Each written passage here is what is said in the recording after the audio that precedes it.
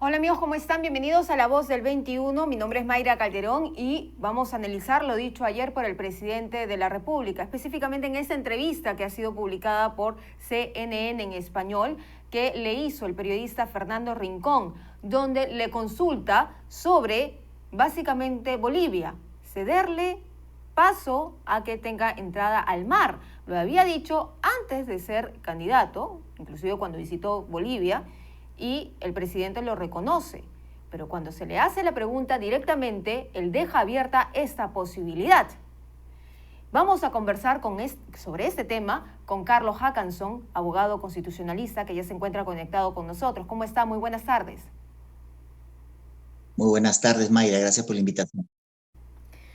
Algunos han considerado como una posible traición a la patria lo que ha dicho el presidente de la República, dejando todas estas puertas abiertas y también deslizando que Bolivia podría tener acceso al mar por territorio peruano. Usted ha criticado también esta avenida y lo ha dicho con 3 puntos específicamente. Corresponde al presidente defender la integridad del territorio y de la soberanía. Así es, eso está establecido en la Constitución, no lo he inventado, ¿no?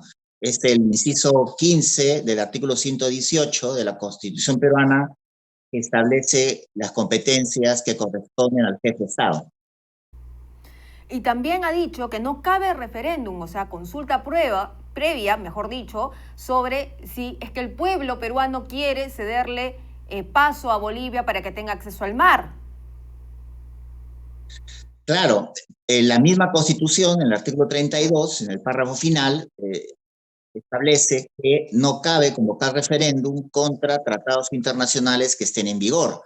Y el Perú tiene desde 1909 suscrito el Tratado Polo Bustamante, ¿no? Que se rectificaron las fronteras entre Perú y Bolivia, ¿no? Entonces no hay más que hablar, ¿no? Eso está claro. Hay varias cosas. ¿Qué es lo que se tiene que hacer en ese sentido de parte del Congreso de la República ante las recientes declaraciones del presidente Castillo que dejan muchas posibilidades, muchas puertas abiertas, como ya lo había mencionado al inicio de la entrevista? Por ejemplo, se habla de un entreguismo territorial. Lo han alertado algunos diplomáticos.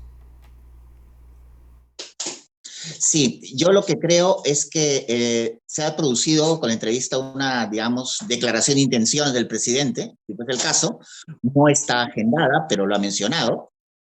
Lo que el Congreso debería hacer con espíritu de cuerpo, dado que se trata de un tema de Estado, donde no hay el binomio oposición-gobierno, es presentar un comunicado, ¿no?, del Pleno, ¿no?, con espíritu de cuerpo y combinar al presidente que se rectifique, ¿no? Y si el presidente no se rectifica, pues ya podríamos hablar entonces de estas causales que están mencionando, ¿no? Si el presidente no quiere rectificarse y se ratifica en lo dicho, podríamos estar hablando de estas causales que están mencionando ahora, ¿no? Esta consulta popular que hace mención el presidente ayer en esa entrevista difundida por CNN en español, va alienada con el concepto de Evo Morales, de las naciones plurinacionales, que es también el concepto del socialismo del siglo XXI. Sí, y ese es el plan. Por eso esa entrevista ha descubierto ya lo que muchos comentábamos, pero desde boca del propio presidente, y es la necesidad de querer cambiar la Constitución, porque una asamblea constituyente sí podría hacer lo que él está pretendiendo, ¿no?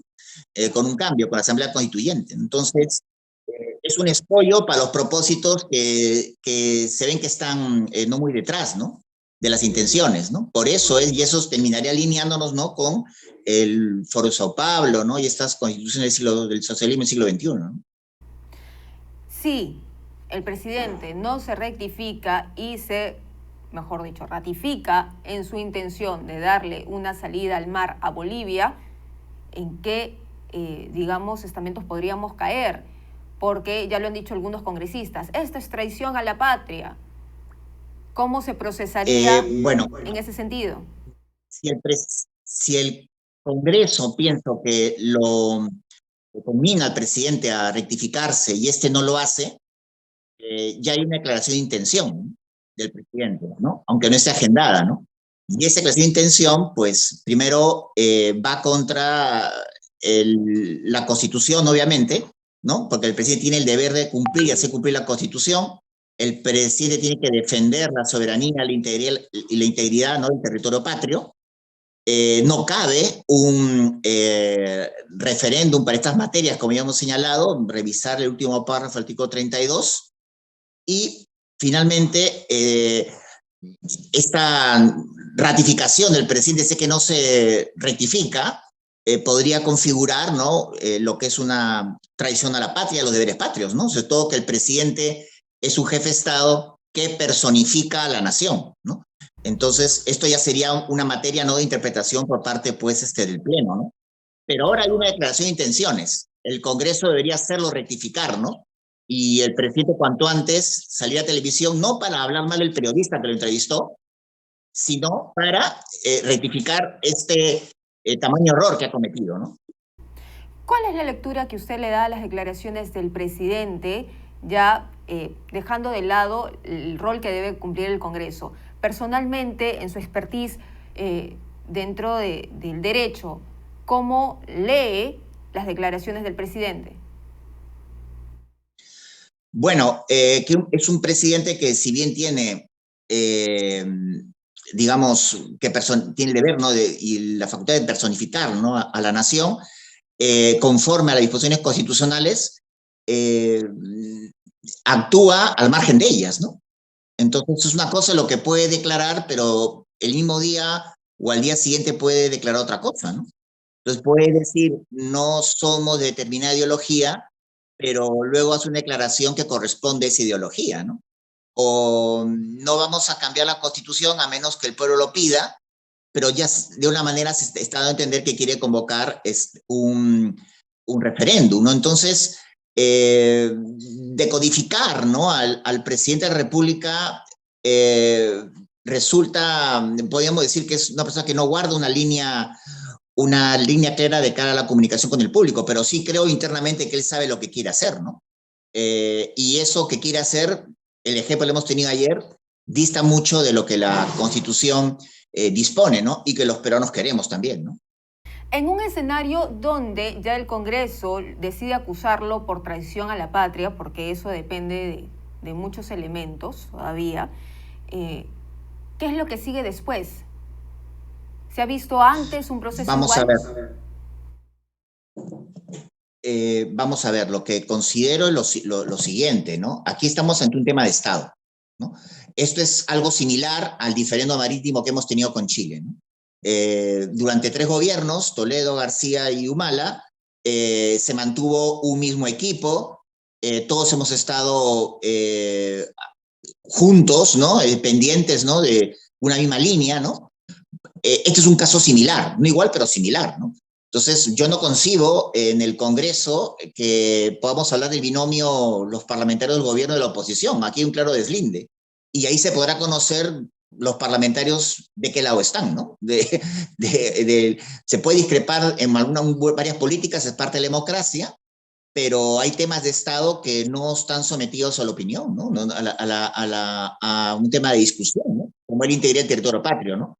Entonces, creo que si si consideran, ¿no?, que esto es un tema de concern a la patria, lo conciben así, dado que el presidente no se ha rectificado, estaría un tema, pues, de un procedimiento de votos, y ahí veremos, ¿no?, por sus votos los conoceremos, ¿no?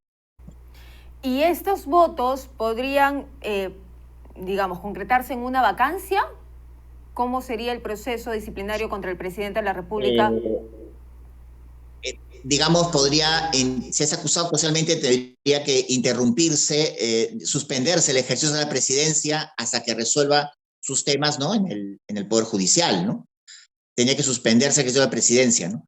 Entonces, en estos casos, lo que veo es que ante esa tesitura,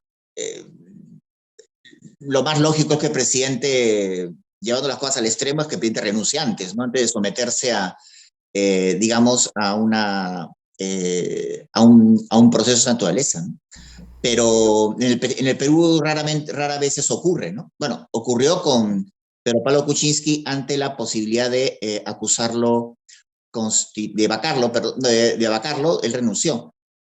Algo similar podría ocurrir, pero bueno, en realidad quién sabe, porque el estilo de gobierno es bastante atípico, ¿no? No es de un político, no es, digamos, de la clase política tradicional, por decirlo así, ¿no?